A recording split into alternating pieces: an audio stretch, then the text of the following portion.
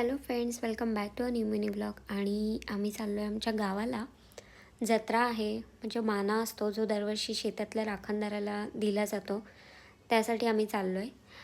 ही आहे आमची भोगावती नदी, जी डोंगरदऱ्यातून वाहत येते आणि पेण शहरातून खाडीला जाऊन मिळते. हा मेंढरांचा कळप बघा, जो त्यांच्या मालकाच्या मागे शिस्तीने चालला आहे. त्याच्यानंतर हे आहे आमचं गाव. इथून सुरुवात होते आमच्या गावाकडे जायला. कोकणातील कौलारू घरं, गावाच्या बाजूने वाहणारी स्वच्छ नदी, ही आहे आमची कीव, माझी भाची.